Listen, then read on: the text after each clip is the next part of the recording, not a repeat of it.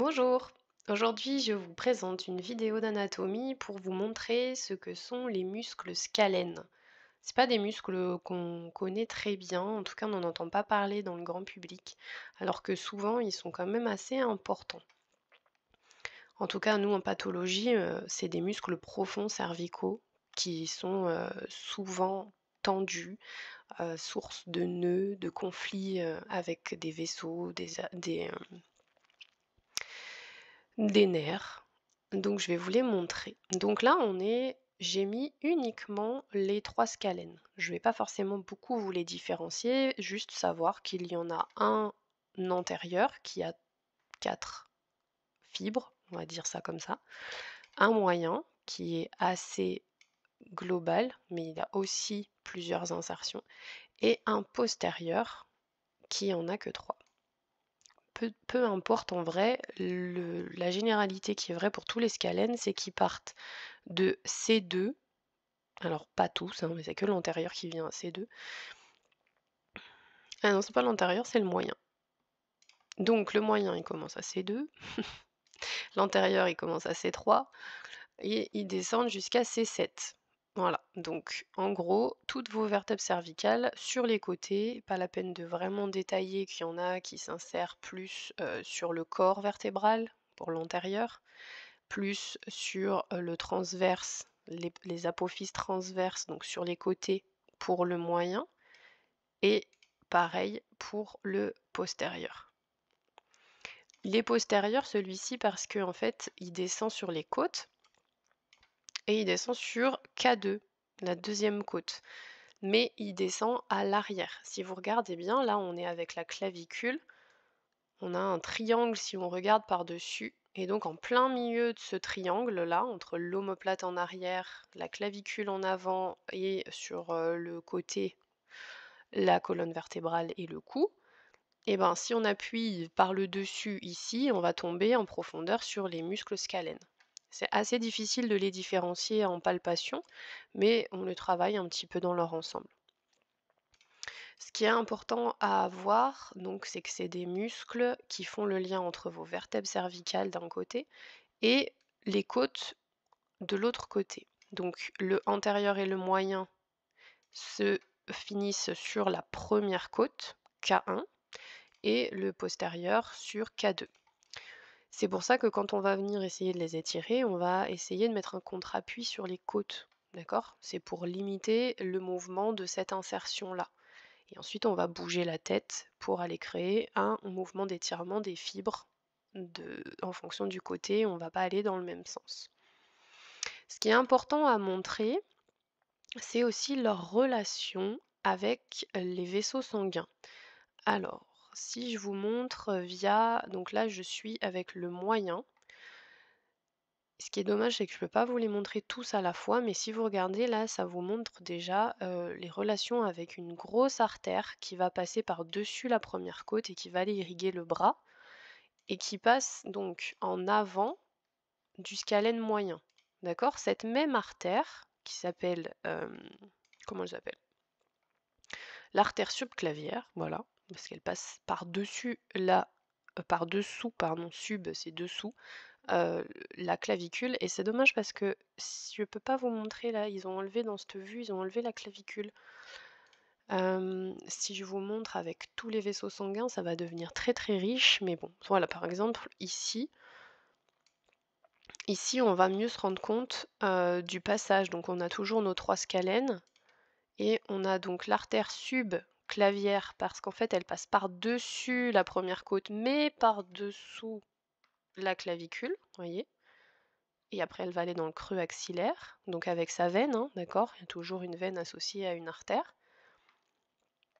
Et en fait, si on regarde bien, il y a énormément d'intrications entre cette artère qui va irriguer le bras, donc il y a potentiellement beaucoup de relations, quand on a des fourmillements ou des sensations bizarres dans le bras, parfois on a des conflits, qu'on appelle acromioclaviculaires ou costoclaviculaires, qui sont en fait des conflits dans cette zone-là. Donc on a souvent des muscles qui se câlènent profonds, qui sont parfois trop tendus, qui bloquent un petit peu le passage de certains vaisseaux.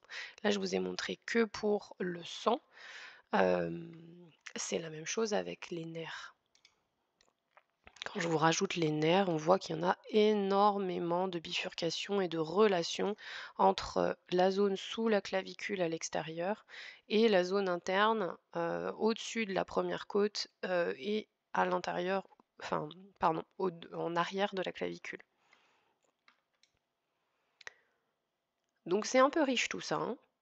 Donc pas besoin de détailler forcément beaucoup, juste voir que c'est une zone où il y a énormément de relations, énormément de conflits potentiels, s'il y a des tensions aussi dans ces muscles-là.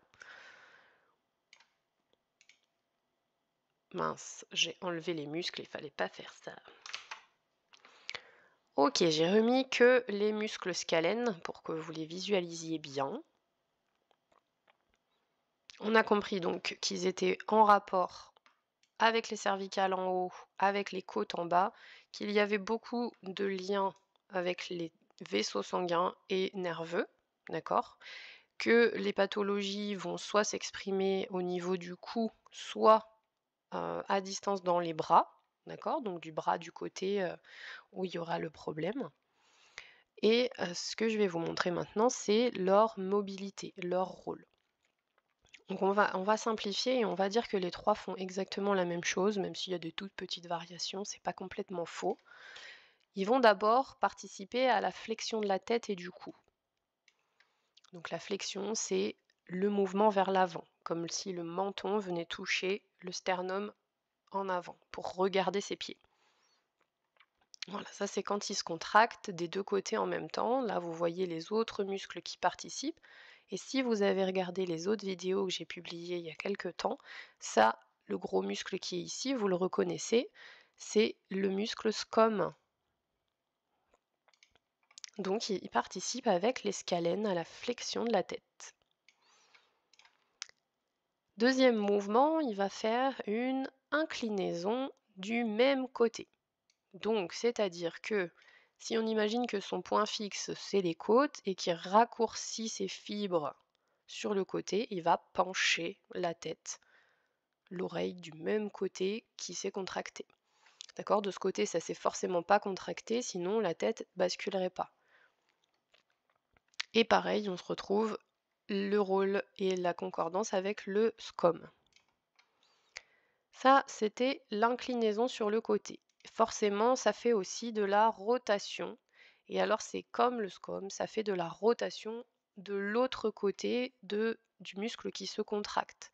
Donc, si mon muscle qui se contracte est à droite, je vais tourner la tête à gauche.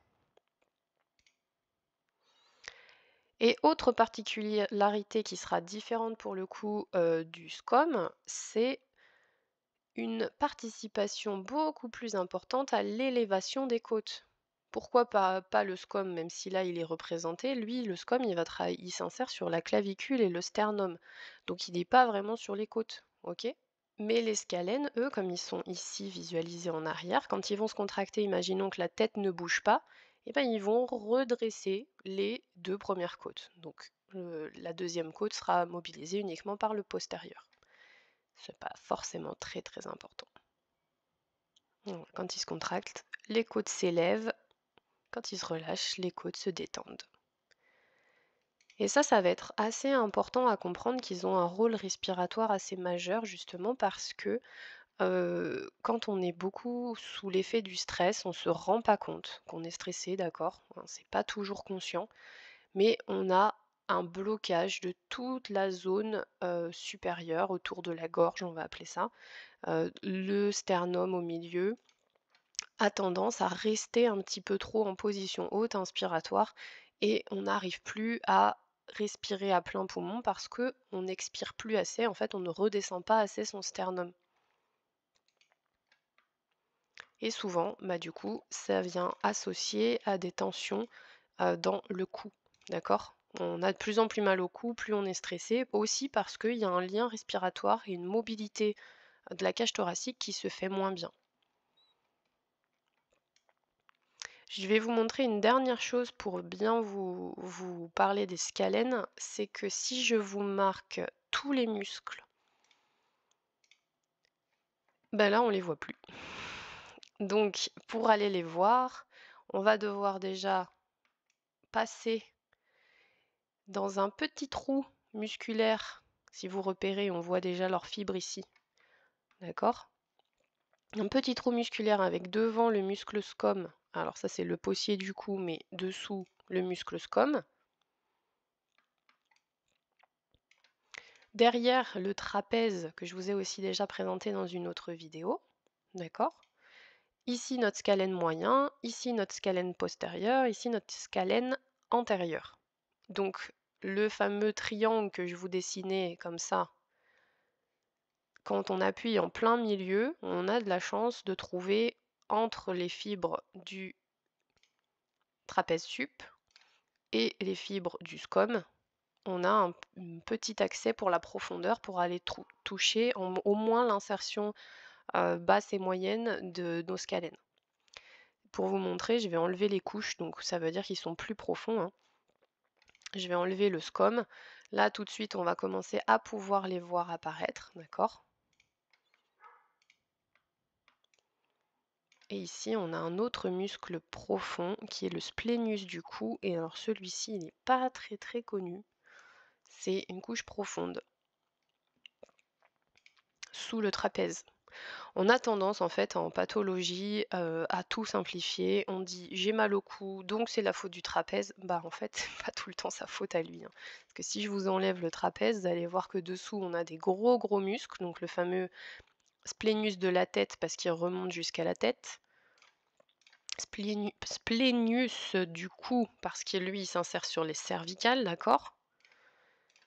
On a les longissimus de la tête. Alors ça, c'est des muscles qui vont tout en bas de la colonne. Et ensuite, on va trouver les semi-épineux. Donc, vous voyez, encore plein de fibres super profondes qui, pour le coup, alors ça, c'est l'élévateur de la scapula que je vous présenterai juste après dans une autre vidéo. Et donc, notre scalène. Donc, on voit que le scalène postérieur est dessous, le scalène moyen est devant. Il y a des gros mélanges avec l'élévateur de la scapula. Et en profondeur encore, on a tous les semi-épineux de la tête et du cou. En fait, si vous regardez, ces semi-épineux, ils font le lien avec les latérales des transverses sur les cervicales et le crâne. Donc en fait, il y a beaucoup de muscles qui peuvent être responsables de douleurs cervicales, c'est pas toujours le trapèze. Le trapèze, c'est juste le plus superficiel, ok? Donc quand on appuie vu de l'extérieur, on touche d'abord le trapèze, mais si on appuie plus fort, on vient par résonance toucher les muscles qui sont plus profonds aussi.